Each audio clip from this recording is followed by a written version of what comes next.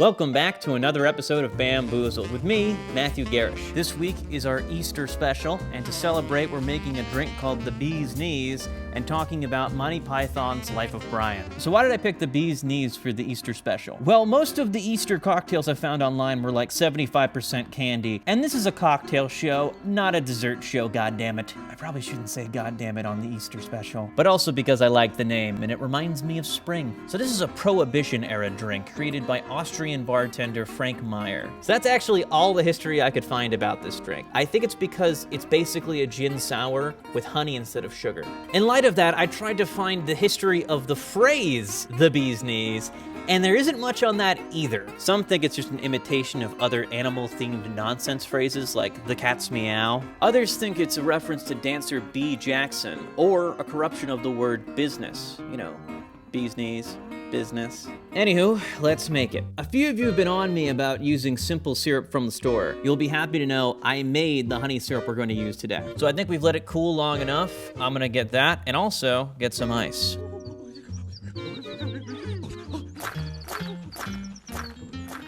Alrighty, we are back. I'm a little concerned that this is too liquidy or something, but who knows? I don't.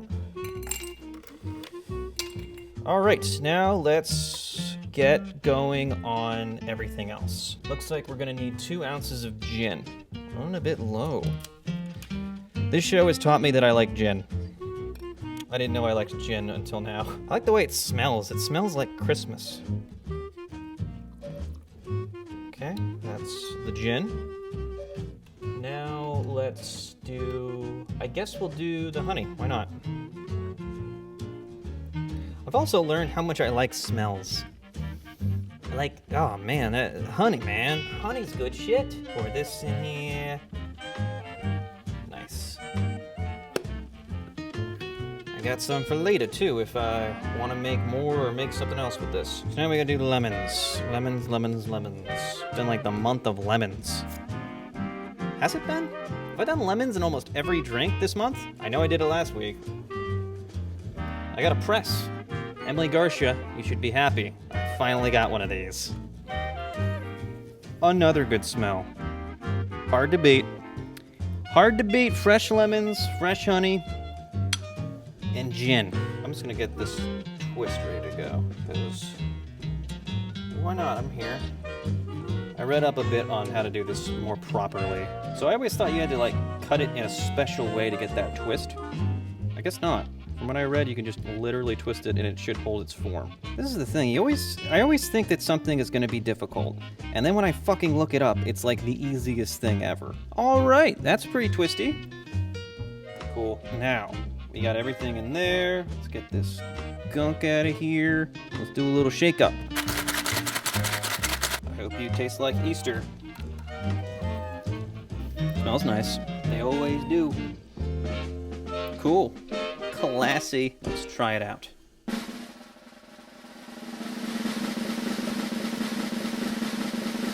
Damn. Oh man, that's a shot right there. Like it's not like a shot, like a, you know, down in a shot, but it's very, I guess, sour. It's like sweetly sour. Sweetly sour, if that makes any sense.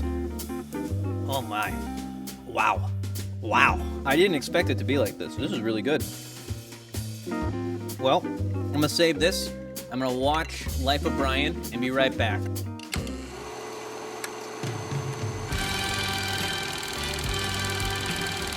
Okay, so we are back.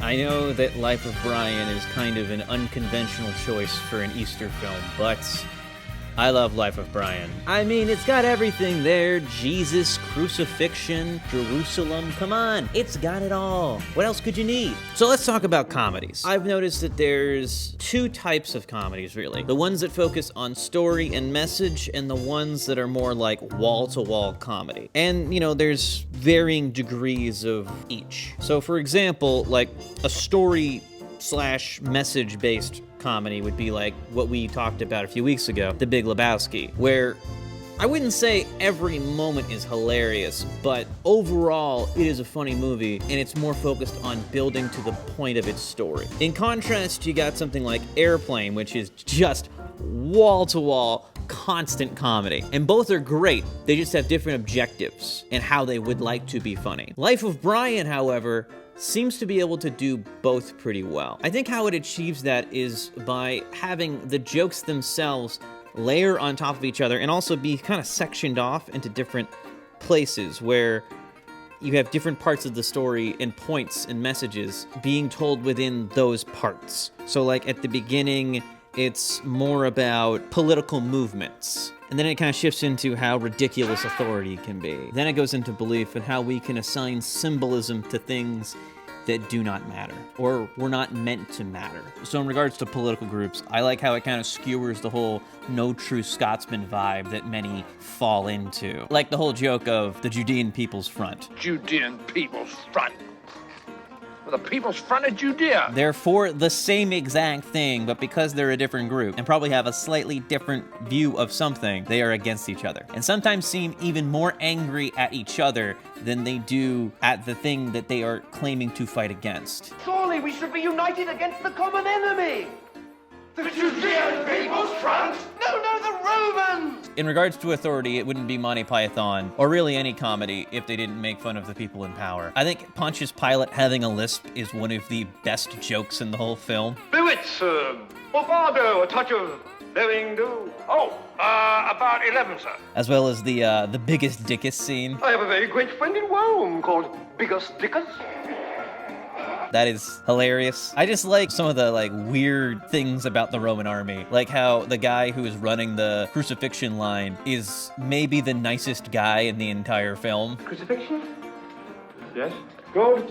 Out of the door, line on the left, one cross each. I like that the Roman guard that catches Brian putting graffiti on the walls is more mad about his grammar than what he is saying. Romans go home is an order, so you must use the imperative, which is And I also like that once he is done doing the graffiti, another group of guards is like, hey, wait a minute. It's just good shit. And the thing that people talk about the most in regards to this film, belief and religion. There's a chance that there's no better time than right now to make fun of people who believe in nonsense, because there's a lot of nonsense getting floated around. And as I said before, people will just assign meaning to things that do not have any meaning. They were not meant to have meaning. They just now have meaning because of the interpretation that people take from a mundane thing. Or as I said, something that was not meant to have meaning. Brian himself is an interesting character for this role because when he is thrust into this position of power based on the belief of the random things that he says, he doesn't want it. I think that so many people would go the other way, and we've seen that people tend to go the other way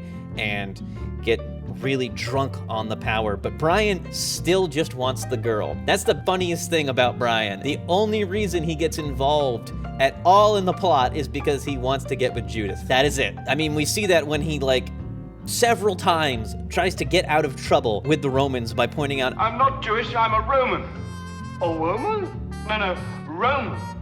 So let's talk about the history of this film a little bit. It was banned in Norway and Ireland for being blasphemous. It's very interesting to me that nowadays we're told that we live in this cancel culture, and I can understand it to a certain extent, but decades ago, a movie like Life of Brian was canceled by an entire country, 2 countries, and probably other places as well. I think people would be surprised at the amount of things people get away with nowadays versus what you couldn't say at all back in the day. So, is the film blasphemous? Would it still be seen as too far nowadays? I definitely don't think so. And I say that with some authority, as I went to 5 years of Catholic school and frequently went to Sunday school as a kid. The movie makes a point that Jesus is in the movie, he's over here, and this is Brian. Brian is not Jesus. He is a parody of the idea of Jesus, but Jesus exists even in this film. So to me, it's not blasphemous. I think if you are that insecure about your faith, maybe it is, but you shouldn't be insecure about faith, probably? Right? I don't know. That is an unmistakable part of the movie's legacy. Regardless, I think this movie opened the door for things like South Park to really push the envelope with what blasphemy can mean. So I think in this day and age, we're in a different place, basically. So that's one aspect of how it could be viewed now, but how about the things that may not have aged very well? I'd actually argue that it does okay. The worst thing is probably the blackface at the beginning. I'll grant them that I don't think they really meant anything by it, but that's not really for me to say. Probably don't do it, though. Probably don't do that one. Same thing for the part where Brian is going on about how he's all these different slurs for being a Jew. He's saying it in a prideful way, but I'm not Jewish, so I'm not gonna say if it's right or wrong. It is something that I don't think would work nowadays, though. Regardless, things that we watch from the past will always carry the burden of the society that it was produced from. There are a few exceptions to that, but comedies in particular have a hard time going against that current. To me, I think it's best to watch those things within that context, take the good from it, and try and build upon that into better things in the future. So some stray thoughts. I really like how almost every scene has a petty argument in it, whether it be you're haggling wrong, Haggle properly, this isn't worth 19. you got a big nose, Big nose. Don't you call my husband Big Nose? or the prisoner who immediately makes a competition out of who's being treated worse by the guards. Saw him spit in my face. Oh, what wouldn't I give to be spat at in the face? This kind of comedy is just what Monty Python is known for, you know? Pointing out how much of the things we argue about and talk about are just stupid. Just stupid. I also want to point out that this film has one of the most random jokes in it I've ever seen in any film. I don't want to say what it is, because if you haven't seen the movie, I don't want to just give that part away, but it is so fantastic and stupid and random. I love it. It's great. The last thing I'll say about the movie is it has one of my favorite endings of all time. I love how they took a scene where people are being literally crucified and made it heartwarming. And always look on the bright side of life. Come on. Always look on the right side of life. Here we are at the end again. I hope you guys have a good Easter, a good Passover, whatever you celebrate. If you're not celebrating anything, have a good, probably longer weekend. Cheers, everybody. Come on, Brian, cheer up.